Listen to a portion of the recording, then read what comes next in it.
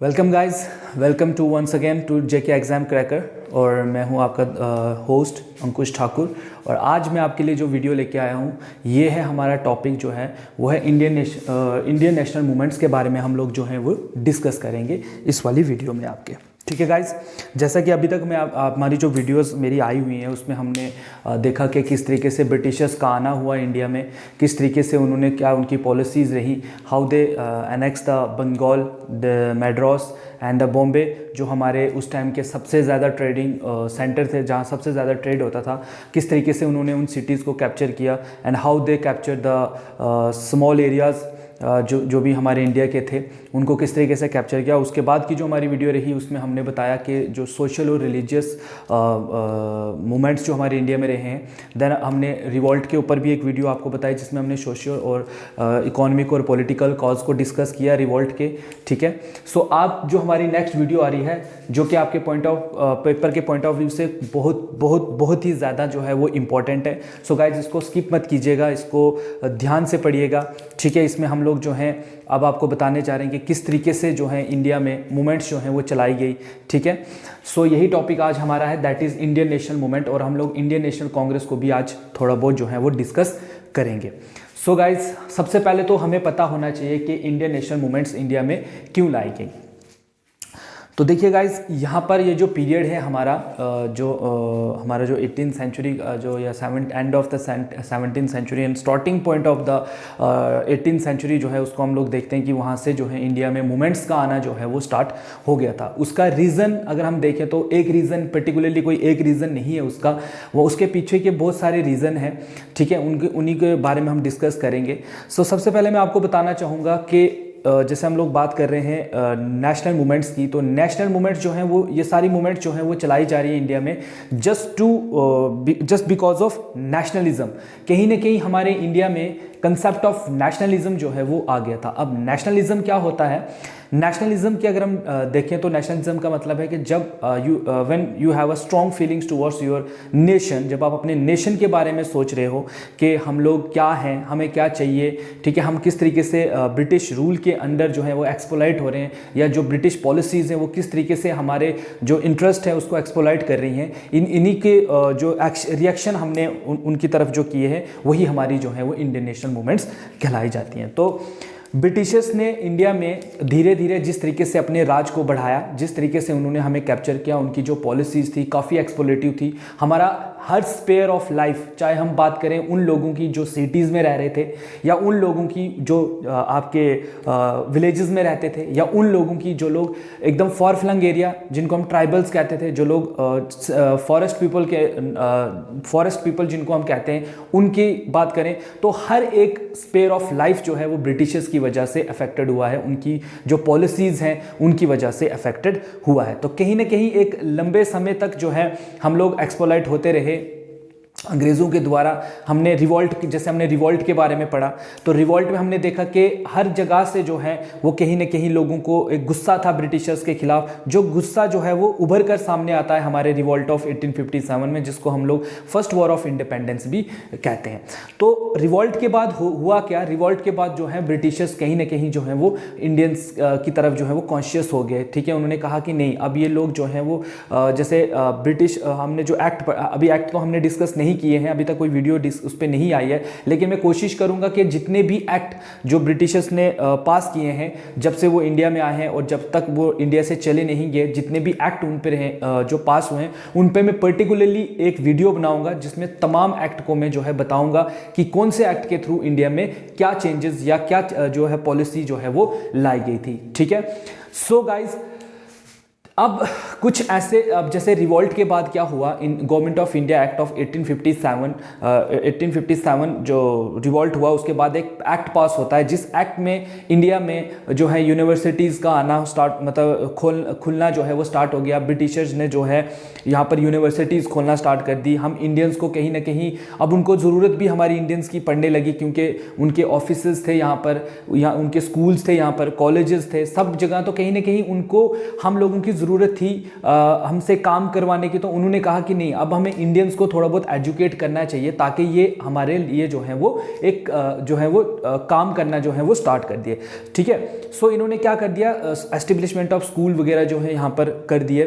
तो हम लोगों ने जो है वेस्टर्न एजुकेशन लेना जो है वो स्टार्ट कर दिया। अब वेस्टर्न एजुकेशन में क्या हुआ, हम लोगों ने इन्हीं के जो आइडियाज़ थे जिनकी वजह से यूरोप में अगर आप देखते हो तो इतने बड़े बड़े रेवोल्यूशंस हुए हैं, फ्रेंच रेवोल्यूशन हुआ है, सोशल रेवोल्यूशन हुआ है, और भी बहुत सारे रेवोल्यूशन या चेंजेस, ठीक है, यूरोप में जो आई थी, हमने उन्हीं चीज़ों को जो है वो स्टडी करना स्टार्ट कर दिया। तो कहीं ना कहीं जो नेशनलिज्म का कंसेप्ट है जो यूरोप में जो बना था, ठीक है, यूरोप से वो कंसेप्ट जो है वो इंडिया आना ट्रैवल किया थ्रू वेस्टर्न एजुकेशन, और हम लोगों ने उस चीज़ को अंडरस्टैंड किया। तो कहीं ना कहीं हमें भी जो है ये फीलिंग आई कि नहीं, हम लोग भी तो एक ही नेशन है, हम एक ही बाउंड्री में रहते हैं, हम एक ही सब कॉन्टिनेंट के अंदर रहते हैं, हम लोगों के कहीं ना कहीं कल्चर एक जैसा था, हम लोगों के जो है बहुत सारी चीज़ें आपस में मैच कर रही थी।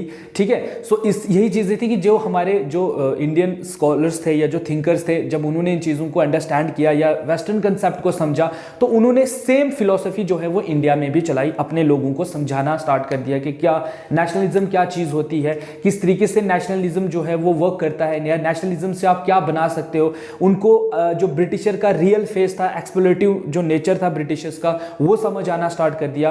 तो उन्होंने जो है डिफरेंट वे में जो है ब्रिटिशर्स को क्रिटिसाइज करना स्टार्ट कर दिया कि वो कैसे जो है हमें एक्सप्लॉइट कर रहे हैं। तो यही रीजन थे कि हम लोगों के अंदर के जो नेशनलिज्म था या जो प्यार था अपने देश के लिए, वो उभर कर सामने आना लगा, और इसी के चलते हमने इंडिया में बहुत सारी मूवमेंट्स जो है वो करवाई। ठीक है गाइज, सो गाइज सबसे पहले तो मैं आपको बताना चाहूंगा कि इंडियन नेशनल मूवमेंट्स के जो फैक्टर्स थे, ठीक है, यहाँ पर मैंने फैक्टर्स को डिफाइन किया है, यहाँ पर्टिकुलरली आपके सिलेबस में जो है मेंशन्ड है कि बताइए इंडियन नेशनल मूवमेंट्स। तो इंडियन नेशनल मूवमेंट्स के जो फैक्टर्स थे जिनकी वजह से इंडिया में मूवमेंट्स का चलना स्टार्ट हो गया था, वही फैक्टर्स हम लोग पहले डिस्कस करेंगे। फिर हम डिस्कस करेंगे कि किस तरीके से इंडियन नेशनल कांग्रेस को फॉर्म किया गया, ठीक है, क्या वजूद था कांग्रेस का। अच्छा, इनकी जो इंपॉर्टेंट जो भी पॉइंट्स हैं वो मैं आपको बताऊंगा as far as your paper JKSSB के जो पेपर का पैटर्न है उसके अकॉर्डिंग। ठीक है, इसके बाद जो है इस आज के लेक्चर में मेरे को लगता है इतना आपके लिए काफ़ी है। उसके बाद जो नेक्स्ट लेक्चर आएगा इसमें मैं आपको फिर से कांग्रेस के जो मेन जो रोल है उसको डिस्कस करूंगा कि कैसे वो डिवाइड हो जाती है और कैसे उनके दो ग्रुप्स जो हैं वो बन जाते हैं। तो चले गाइस, टाइम ना वेस्ट करते हुए हम लोग पहले तो इनके डिस्कस करते हैं जो आपके फैक्टर्स हैं जिनकी वजह से हमारे इंडिया में नेशनल जो मूवमेंट्स हैं वो स्टार्ट हुई थी। तो स्टार्ट करते हैं, सबसे पहले है आपका political unity.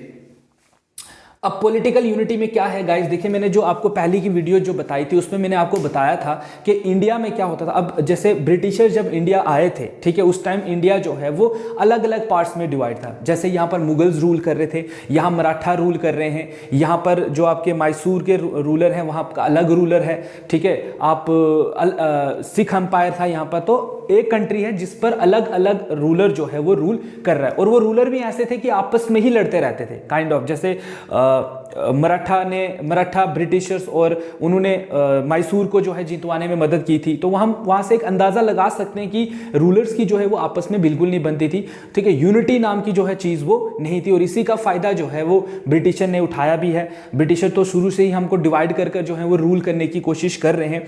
So after getting political unity, अब पॉलिटिकल यूनिटी कैसे आई, जब ब्रिटिशर्स की जो जितनी भी पॉलिसीज आई, पॉलिसीज की वजह से क्या किया, एंटायर इंडिया जो है वो ब्रिटिशर्स के कैप्चर में आ गया। अब क्या है, यूनिफॉर्म लॉज हैं, हर जगह के लॉ एक जैसे हैं, यूनिफॉर्म एडमिनिस्ट्रेशन है, हर जगह एक ही जैसी एडमिनिस्ट्रेशन है।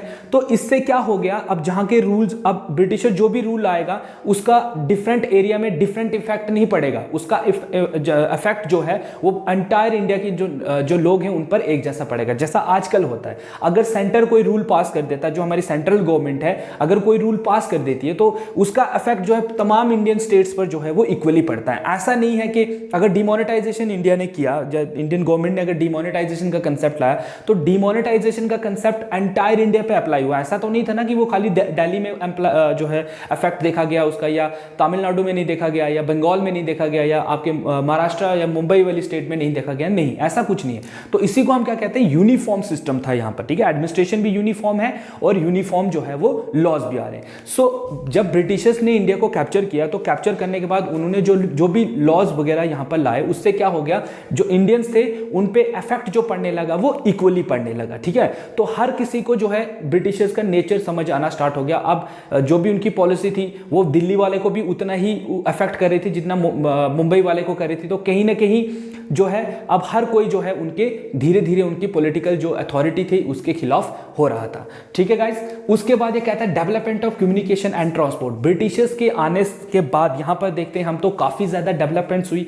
रेलवे रेलवे जो है यहाँ पर रेलवे आया, आपका टेलीग्राफ आया, और भी बहुत सारी जो मॉडर्न टेक्निक्स, जो भी मॉडर्न थिंग्स थी वो हमारे इंडिया में आई। इन्होंने कॉर्नर, इंडिया के हर कॉर्नर तक जो है लगभग रोड के साथ उसको कनेक्ट किया। जितने भी इनके सी जो ट्रेडिंग पॉइंट्स थे जो इन्होंने सी के पास रखे हुए थे, क्योंकि इनके लिए ज़रूरी भी था, क्योंकि इनको जो अपना मटीरियल था।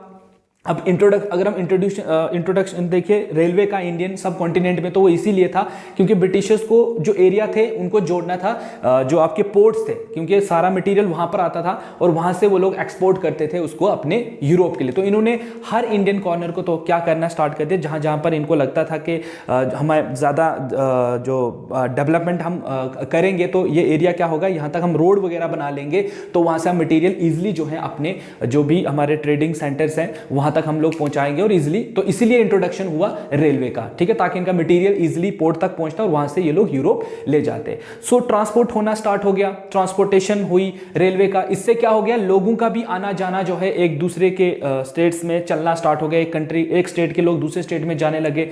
सो इससे कहीं ना कहीं लोगों के आइडियाज जो है वो आपस में मैच करने लगे। तो कहीं ना कहीं हम ये कह सकते हैं कि रोड्स की वजह से लोगों के जो है वो आइडियाज आपस में मैच होने लगे। जैसे कि हमने रिवॉल्ट में भी देखा था कि हमारा फेलियर क्यों था रिवॉल्ट का फेलियर इसलिए था क्योंकि हम लोगों के बीच में कम्युनिकेशन कुछ था ही नहीं, हम लोग कम्युनिकेट ही नहीं कर पा रहे थे, ठीक है। कोई आज जैसे आपके पास फोन है, उस टाइम फोन वगैरह कुछ नहीं होते थे, आपको स्पेशली बंदा भेजना पड़ता था। जब आप वो बंदा पहुंचता था आगे उस तक मैसेज डिलीवर करने के लिए, तब तक यहाँ पर अटैक हुआ होता था। अब वो अपना मैसेज वहां पर पहुंचा ही रहा होता था, तब तक यहाँ पर कुछ और हो गया होता था। सो ये भी कहीं ना कहीं बिगेस्ट रीजन माना जाता था कि जो हमारा रिवॉल्ट था या फर्स्ट वॉर जो हमने लड़ी थी इंडिपेंडेंस के लिए, वो हम लोग हार गए थे। सो अब देखिए डेवलपमेंट हो रही है कम्युनिकेशन की, आपके ट्रांसपोर्ट की। लोग एक जगह से दूसरी जगह जो है, पहले मान लीजिए एक जगह से दूसरी जगह जाने में अगर 4 दिन लगते थे, तो रेलवे के आने से कहीं ना कहीं वो एक दिन में ही वहां पहुंच रहा था ना। सो लोगों का आना जाना जो है, डिस्प्लेसमेंट ऑफ पीपल जो है वो स्टार्ट हो गया, जिससे कि लोगों के आइडिया जो है वो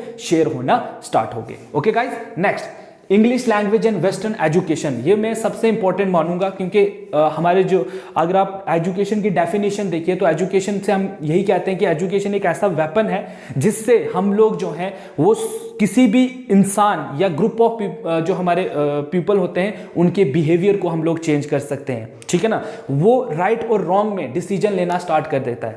सो आफ्टर जैसे कि यहाँ पर क्या होना स्टार्ट हो गया, एस्टेब्लिशमेंट हो गई आपकी, यूनिवर्सिटीज वगैरह खुल गई, कॉलेजेस खुल गए, इंडियंस जो है अब लोग जो है एडमिशंस लेना स्टार्ट कर गए, उनके वेस्टर्न कंसेप्ट को वो समझना स्टार्ट कर गए, है ना, कि क्या वेस्टर्न कंसेप्ट क्या है। So rights, equality, fraternity, justice, या ये सारी चीजें जो हैं, कॉन्स्टिट्यूशन क्या होता है, अच्छा कॉन्स्टिट्यूशन वर्क कैसे करेगा, क्या होता है, मोनार्की क्या है, एरिस्टोक्रेसी क्या है, डेमोक्रेसी क्या है ना, ये सारी चीजें जो हैं ब्रिटिशर्स या हम लोग यूरोप के ये मेजर कंसेप्ट थे। अब जो यूरोप में जो चेंजेस हो रही थी उन्हीं के बारे में हम इंडियन जो हैं उन्हीं की बुक से जो हैं वो पढ़ने लगे। और हमारे जो प्रोमिनेंट थिंकर्स थे उस टाइम के, उन्होंने उनकी जो बुक्स थी उनको कंसल्ट करने के बाद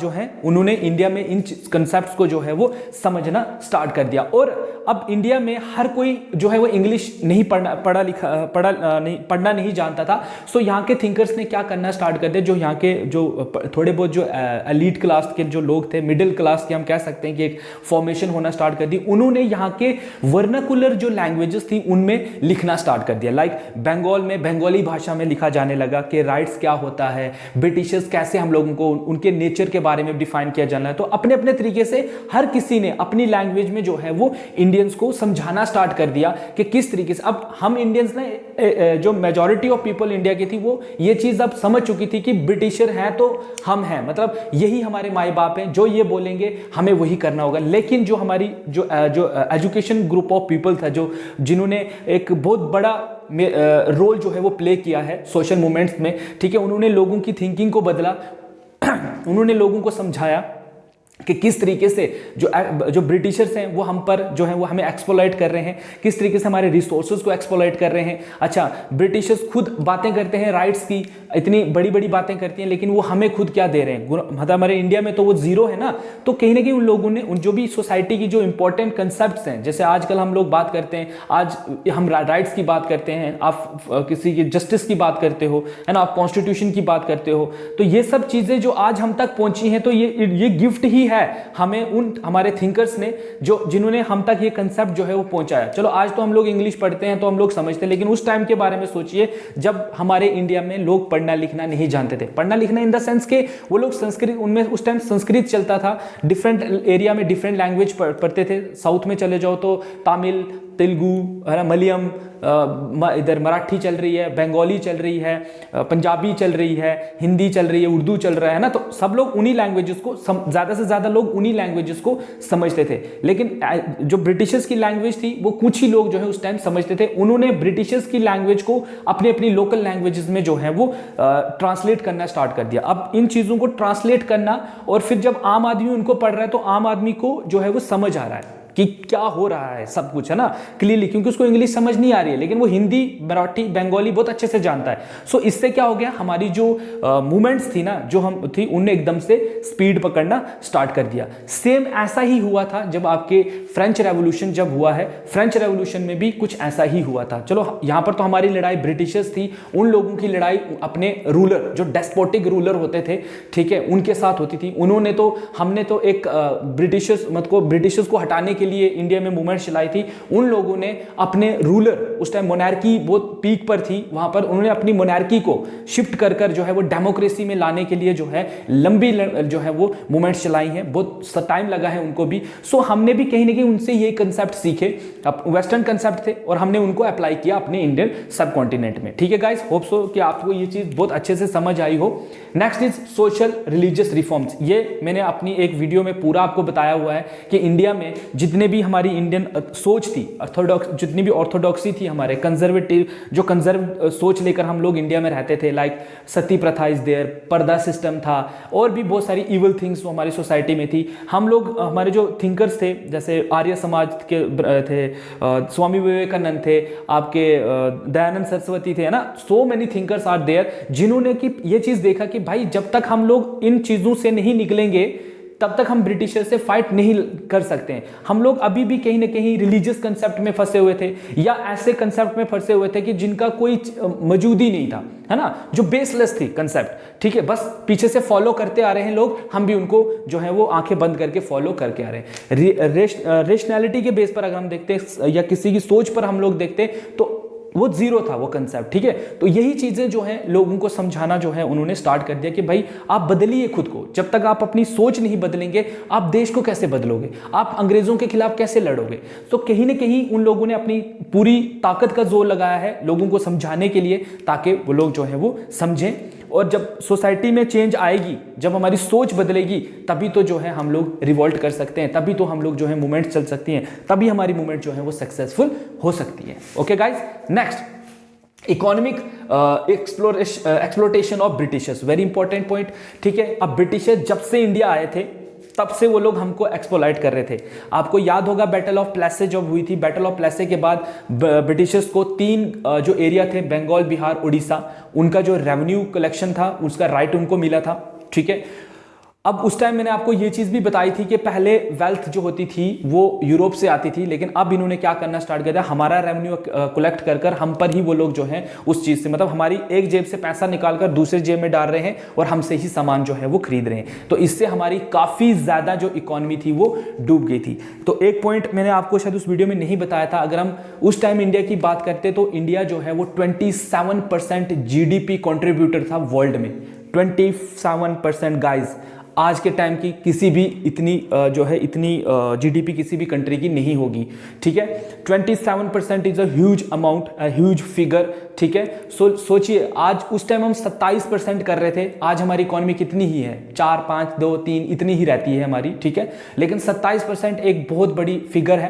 तो हम लोग इतने ज़्यादा जो है मतलब इतना हमारे रिच थी ये स्टेट। सही में तो हमारे जो थिंकर्स हैं उन्होंने इसको सोने की चिड़िया क्यों कहा गया है इंडिया को, इसी पॉइंट पे तो कहा गया है, ठीक है। सो ये देखिए सोने की चिड़िया जो कंसेप्ट है ये भी कहीं ना कहीं इंडियंस ने थिंकर्स ने लोगों को समझाया, ठीक है, कि बताया कि भाई तुम्हारी जो इंडिया थी वो सही में सोने की चिड़िया थी, अंग्रेजों ने उस चिड़िया को लूट लिया है, सारा कुछ खत्म कर दिया है ना।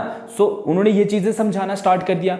अब ब्रिटिशर्स ने की जो पॉलिसीज थी, जैसे डॉक्ट्रिन ऑफ लैप्स आ गया या रोटवाड़ी सिस्टम आ गया, परमानेंट सेटलमेंट करना, ये सारी पॉलिसीज सिर्फ इसलिए थी कि वो इंडियंस लैंड को ग्रैब करके जो है यहाँ पर जो है हमें इकोनॉमिकली जो है वो एक्सप्लॉइट कर रहे थे। जैसे दादा भाई नौरोजी ने जो है वो बुक लिखी थी और उसमें उन्होंने लिखा था ड्रेन ऑफ वेल्थ थ्योरी दी थी, तो वो भी जो है लोगों को समझ आना स्टार्ट हो गया है ना। अलग अलग थिंकर जो है वो बता रहा है कि किस तरीके से जो है एक्सप्लोइटेशन हो रही है इंडियन सब कॉन्टिनेंट में, और हम लोग कैसे इकोनॉमिकली जो है वो day by day, year by year जो है वो हमारा डाउनफॉल जो है वो हो रहा है। So this is all about economic exploitation of Britishers in Indian subcontinent. Again racial discrimination guys बहुत इंपॉर्टेंट है। अब ये तो आपने सुना भी होगा, ठीक है, रेस के बेस पर। अब इंडियंस हमको कहते थे काले लोग, ठीक है, और खुद को कहते थे गोरे, ठीक है। तो हम काले वो गोरे, ठीक है। सो वो क्या करते थे, हमारी बहुत सारी हमें रेस के बेस पर हमको जो है वो गाली भी दे देते थे, ठीक है, डिस्क्रिमिनेशन करते थे। हमारे जो है लोगों को जो है वहां पर एंट्री नहीं होती थी जहां पर वो लोग जाते थे, सेम एज जैसा कि साउथ अफ्रीका में हुआ करता था। सेम रेशियल डिस्क्रिमिनेशन जो साउथ अफ्रीका में आप लोगों ने बचपन से सुनते आ रहे हो कि काले गोरे, हम लोग मूवीज में भी जो है वो वर्ड यूज होता है गोरे रोग, है ना। तो हम काले वो गोरे, ठीक है। तो हमारे रेस के बेस पर वो हमको जो है वो चिढ़ाते थे, ठीक है। तो ये भी कहीं ना कहीं एक रीजन था, लोगों को ऐसा लगता था कि यार ये हम भी तो इंसान ही हैं, तो ये कैसे हमको जो है वो एक्सप्लॉइट कर सकते हैं on the base of race. बनाने वाला तो खुदा है, बनाने वाला भगवान है, तो ये लोग जो है हम लोगों को जो नीचा दिखाते थे हमारी रेस के बेस पर, तो ये भी कहीं ना कहीं एक रीजन रहा है हमारे सोशल मूवमेंट्स को चलाने का, ठीक है। Next guys, administration of Lord Lytton, ठीक है। लॉर्ड लिटन जो है ये जो है इंडिया में जब रहे थे तो काफी ज्यादा प्रोग्रेस इनके टाइम पर देखी गई थी। इन्होंने इल्बर्ट बिल लाया था, इन्होंने जो है आपका वर्नाकुलर प्रेस एक्ट जो है वो पास किया था। वर्नाकुलर प्रेस एक्ट में अब ब्रिटिशर्स क्या कर रहे थे ना, ब्रिटिशर ने एक टाइम पर क्या कर दिया था, हमारे जो वर्नाकुलर प्रेस एक्ट था उस पर जो है वो रोक लगा दी थी कि भाई आप लोग जो है कोई भी कंटेंट जो है आप न्यूज़पेपर में छापोगे, आपको पहले चेक करवाना पड़ेगा अगर वो सही है। ब्रिटिश मतलब वो कहने का मतलब ये कि वो अपने एंटी नहीं जो है वो मतलब लिखने दे रहे थे, क्योंकि उनको पता था कि अगर हम अपने बारे में लिखने देंगे लोगों को समझ आना स्टार्ट हो जाएगी। जैसे मैंने अभी आपको बोला कि हमारे जो वेस्टर्न जो एजुकेशन का आना और हमारे थिंकर्स का उसके ऊपर लिखना, अब ठीक है उस टाइम मीडिया नहीं था इतना सही जितना आजकल मीडिया वर्क कर रहा है, ठीक है। उस टाइम नहीं था, उस टाइम पर राइटिंग होती थी, पेपर लिखे जाते थे, पैम्पलेट लिखे जाते थे, है ना, मेमोज शैपों जो है वो छपते थे। सो उसी से जो है वो ट्रांसमिशन ऑफ आइडिया जो है वो होता था। आज की तरह नहीं कि व्हाट्सएप, फेसबुक, ट्विटर या जो भी आप यूज़ कर रहे हो, एक कमेंट कर लो, एक ट्वीट कर लो तो पूरे इंडिया को पता चलेगा, ऐसा कुछ नहीं था। हम लोग पैम्पलेट लिखते थे, ठीक है, न्यूज़पेपर लिखते थे। तो ब्रिटिशर्स ने हमारे उस चीज़ पर जो है वो रोक लगा दी कि भाई आप अपनी लोकल लैंग्वेज में कुछ भी नहीं लिखोगे। सो जो लॉर्ड लिटन थे, इनके आने से इन्होंने कहा था कि नहीं, ये सब चीज़ें जो हैं वो नहीं होनी चाहिए, इनको लिखने दीजिए, ठीक है। कहीं ना कहीं इनको एक अच्छा रोल भी इनका माना जाता है, इंडियन जो सब कॉन्टिनेंट है इसमें ड्यूरिंग ब्रिटिश रूल इनका अच्छा रोल माना जाता है। तो इनके जो आइडिया था, इन्होंने एकदम से जो ब्रिटिशर ने रोक हम पर लगाई हुई थी, इनका रोक हटाना, ठीक है। तो उससे फिर से वही वर्नाकुलर प्रेस एक्ट का पास हो जाना और हम लोगों को वही आइडियाज फिर से ट्रांसमिट होना, उससे भी कहीं ना कहीं हमको मदद मिली है अपने जो मूवमेंट्स थी उनको चलाने में, ठीक है। नेक्स्ट गाइज आ रहा है आपका memory of the revolt of 1857। कहीं ना कहीं हम लोगों को अपनी मेमोरी वो रिवोल्ट याद था जो 1857 में हुआ था, है ना। हमारे जो थिंकर्स थे उन्होंने हम लोगों को बताना स्टार्ट कर दिया था कि किस तरीके से, मतलब वो लिखते थे, पैम्पलेट्स वगैरह लिखते थे न्यूज़पेपर में, जैसे आज भी आर्टिकल जो है वो छपते रहते हैं, सॉरी, आजकल भी जो है वो आर्टिकल जो है वो छपते रहते हैं किसी भी इंसिडेंट्स के ऊपर, ठीक है ना। सो ये लोग भी अपने पुरानी इंसिडेंट्स जो है वो याद रखने लगे कि किस तरीके से रिवॉल्ट में ब्रिटिशर्स ने हमारे साथ किस हद तक जाकर जो है उन्होंने हमारे साथ गलत किया था, ठीक है। हम लोगों ने तो सिर्फ आज़ादी के लिए लड़ाई लड़ी थी, उन्हें 2 साल लगे थे ब्रिटिशर्स को भी हमारा रिवॉल्ट खत्म करने में, लेकिन किस तरीके से जो जब इन्होंने जो है हमारे मुगल्स के जो एम्परर थे उनको जो है रंगरून भेज दिया था जहां उनकी डेथ हो गई थी, है ना। और भी बहुत सारी जो रानी लक्ष्मीबाई को किस तरीके से मारा, है ना। तो ये सारी चीजें जो है जो रिवॉल्ट के रिलेटेड थी, ये लोगों के माइंड में जो है वो थिंकर जो है टाइम टू टाइम जो है पेपर लिखकर जो है या किसी भी तरीके से लोगों को जो है वो जागरूक कर रहे थे कि हमें लड़ना है, उठ खड़े होना है, ब्रिटिशर से लड़ना है हमें। Next is Albert bill controversy. देखिए गाइस, अल्बर्ट बिल कंट्रोवर्सी में क्या हुआ था कि जब इंडिया में सुप्रीम कोर्ट वगैरह जब एस्टेब्लिश हो गया, सो पहले क्या होता था, सिर्फ ब्रिटिश ही थे जो जज बन सकते थे, ठीक है। और कोई भी ब्रिटिशर का जो केस होता था वो ब्रिटिशर ही देखता था। लेकिन अल्बर्ट बिल के अंदर क्या कर दिया गया था कि अब कोई भी जो है इंडियन जज जो होगा उसके सामने ब्रिटिशर जो है वो आ जाएंगे, मतलब ब्रिटिशर्स भी इंडियन जज जो है वो ब्रिटिशर्स का केस देख सकता है, उस पर सुनवाई अपनी बता सकता है, उस पर जो है वो लोग अपना डिसीजन जो है वो या जो भी होगा वो देख सकते हैं। ये बात जो है वो ब्रिटिशर्स को बिल्कुल भी समझ नहीं आई। तो यहां से देखिए, उन्होंने इस बिल की जो है वो वापस करने की बात कर दी गई कि हमें ये बिल वापस दीजिए, वापस दीजिए। तो यहां से भी हम उनके नेचर को समझ सकते हैं कि वो लोग हमको क्या समझते थे। वो लोग नहीं चाहते थे कि हम लोग उनकी डोमिनेशन को या उनकी जो अथॉरिटी है उसको चैलेंज करें, ठीक है। तो कहीं ना कहीं ये भी एक चीज था। अब ऐसे ना बहुत सारे इंसिडेंट्स हुए हैं, ठीक है। इनमें से अब अगर हम फैक्टर्स पे चले जाएं तो बहुत सारे, there is so many factors जो हैं आपके मूवमेंट्स के रिलेटेड हैं कि क्यों इंडिया में मूवमेंट्स चली थी।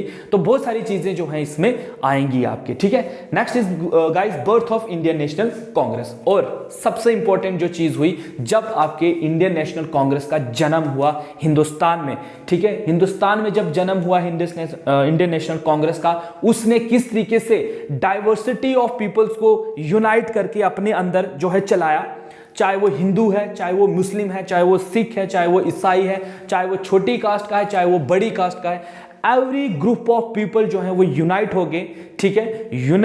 उनकी यूनिटी का आना और फिर ब्रिटिशर्स के खिलाफ लड़ना, तभी तो हम लोगों को जो है वो आज़ादी हासिल हुई आफ्टर एक लंबी स्ट्रगल लड़ने के बाद। तो गाइस ये थे फैक्टर्स जिनकी वजह से हमारे इंडिया में जो है वो नेशनल मूवमेंट्स जो है वो चली थी, या हमारी नेशनल मूवमेंट जो है वो स्प्रेड हुई थी different part of the sub continent के लिए। आई होप गाइस कि आपको ये चीज़ बहुत अच्छे से समझ आई है। नहीं आ रही है आप कमेंट्स कीजिए, आप जो है इस पे अगर आपको समझ नहीं आएगा तो हम इस पे कोशिश करेंगे आपको और ज्यादा समझाने की, ठीक है guys. So guys Indian national Congress का जन्म हो गया है। नाउ नेक्स्ट अब हम पढ़ते हैं आपके इंडियन नेशनल कांग्रेस के बारे में थोड़ा सा, ठीक है गाइस। चलिए ठीक है।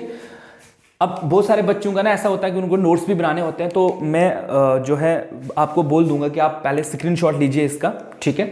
एक स्क्रीनशॉट ले लीजिए, ठीक है। आई होप कि आपने स्क्रीनशॉट ले लीजिए। अच्छा, बच्चों का ना बहुत सारा इशू होता है कि सर वीडियो साफ नहीं आ रही। मैं फिर से इस वीडियो में बता रहा हूं कि आप वीडियो को पॉज कीजिए, वीडियो की क्वालिटी को बढ़ाइए, ठीक है। 720p पे कर दीजिए या जो भी आपके फ़ोन एफोर्ड कर सकता है उस पर कीजिए। जैसे ही थोड़ा वीडियो साफ हो जाए तो उसका स्क्रीनशॉट ले लीजिए। देन आफ्टर दैट फिर से बैक कीजिए, जो जिस क्वालिटी में भी आप वीडियो को देखना चाहते हो उस क्वालिटी में, जिस पे भी आपका फ़ोन कंफर्टेबल है नेटवर्क के साथ, फिर प्ले कीजिए। और देन उसको जो भी हम जो आपका स्क्रीनशॉट है उसी के मुताबिक जो है वो अपना जो नोट्स हैं उनको बनाइए। गाइज मैं फिर से कह रहा हूँ, अब जितना हो सकता है, अभी आपके पास बहुत टाइम है, do not waste your time, ठीक है। गॉसिप्स नहीं करनी है, ठीक है। फालतू के कमेंट्स नहीं बताने हैं, जो आपको बताया जा रहा है भाई वही कीजिए। बुक्स कंसल्ट कीजिए, आप पढ़िए, बुक्स पढ़िए। अगर हमसे जितना हो पा रहा है, हमें आपके पेपर के पॉइंट ऑफ व्यू से हम लोग जो है आपको जो है हर चीज़ करवा रहे हैं। फर्दर अगर आपको लगता है कि कोई पॉइंट मिसिंग है तो प्लीज़ कमेंट सेक्शन में लिखिए उसको, ताकि जो हमारे दूसरे व्यूवर्स हैं वो भी उनको देखें, उनको भी एक नई चीज़ जो है वो समझ आए, ठीक है। ऐसा नहीं लिखना कि थ्योरी बताई रही है, या हम जो बता रहे हैं उसका, अब देखिए मैंने आपको ये सारी चीज़ें बताई, भाई अब मैं रिवॉल्ट शिवॉल्ट तो इसमें भी आ रहा है, फिर से मुझे उसमें बता दो। मेजॉरिटी ऑफ पीपल का कमेंट यही आता है कि सर ये कब हुआ, वो कब हुआ, बताइए वो कब हुआ, है ना। तो हम जो बैकग्राउंड देखिए, हम इस चीज को अगर पढ़ रहे हैं, इंडियन नेशनल मूवमेंट्स को पढ़ रहे हैं, तो उसके बैकग्राउंड को भी समझना मेरे लिए, मुझे लगता है कि बहुत जरूरी है। इसलिए हमने वो वीडियो जो है वो आपके लिए जारी की थी, ठीक है। उनको देखिए, आपको समझ आएगा कि नेचर क्या था ब्रिटिशर्स का, क्यों आए थे वो यहाँ पर, कहाँ आए थे वो लोग, किस तरीके से उन्होंने इंडिया को कैप्चर किया, ठीक है। उसके बाद जो है हमारी मूवमेंट्स जो है उनके खिलाफ कैसे चली। चलिए गाइज, हम आज जो हमारा टॉपिक था हम उस पर आ जाते हैं, that is Indian national Congress. तो इंडियन नेशनल कांग्रेस को फॉर्म करने वाले थे आपके A.O. ह्यूम, ठीक है, याद रखिएगा A.O. ह्यूम, जिनका जन्म बोल रहा हूं, जिसकी फॉर्मेशन इंडियन नेशनल कांग्रेस की कब हुई थी, 1885 में। गाइस याद रखिए, पेपर के पॉइंट ऑफ व्यू से बहुत इंपॉर्टेंट कंसेप्ट है। Indian national Congress found by A.O. Hume कब हुई थी, 1885 में।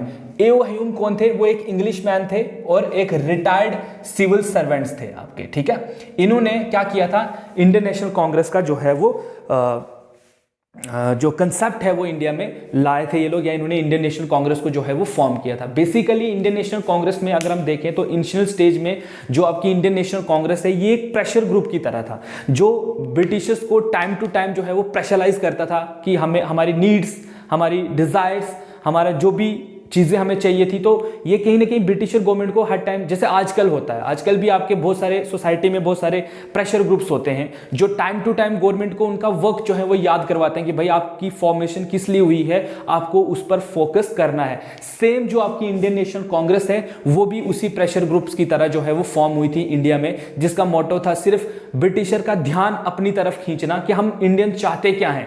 अगर हमें जैसे हम लोग बोल रहे थे कि हमको रिप्रेजेंटेशन देना स्टार्ट कीजिए, आप हमको भी लेजिस्लेचर में लेना स्टार्ट कीजिए। लेजिस्लेचर जो आपकी लॉ मेकिंग बॉडी है, हमें भी उसमें हिस्सा दीजिए, क्योंकि आप ब्रिटिशर्स हो, आप क्या जानते हो इंडियन सोसाइटी के बारे में। हम होंगे तो आपको एटलीस्ट बता तो सकेंगे ना कि लॉ कैसे बनाना है, इंडियन सब कॉन्टिनेंट को कैसे क्या करना है। तो हम लोग भी अब इनसे कहीं ना कहीं डिमांड कर रहे थे फ्रॉम दिस ग्रुप ऑफ जिसको हम लोगों ने नाम दिया था इंडियन नेशनल कांग्रेस, ठीक है गाइस। अब इंडियन नेशनल कांग्रेस क्या करती थी, ये हर साल दिसंबर में जो है इनकी एक मीटिंग होती थी, जिसको ये नाम देते थे session of Indian national Congress, ठीक है। बहुत सारे सेशन हुए हैं, जब हम आपको पीडीएफ प्रोवाइड करेंगे उसमें पूरे के पूरे सेशन मैंने लिखे हुए हैं कि कब से सेशन हो रहे हैं, दिसंबर के कौन सी डेट से स्टार्ट हो रहे हैं। लेकिन गाइज आपको पूरे सेशन जो है वो याद अगर आप रख सकते हो तो वेल एंड गुड, नहीं भी रख सकते हो तो मेजर जो पॉइंट इसमें से पूछे जाते हैं वो मैंने यहां पर लिखे हुए हैं, जिनको आपने याद रखना है, ठीक है। तो सबसे पहले ये देखिए some important points regarding INC क्या है, कि इसके हम लोग देखते हैं कि president who served as the most और maximum time of president of Indian nation, that is 3 times, ठीक है।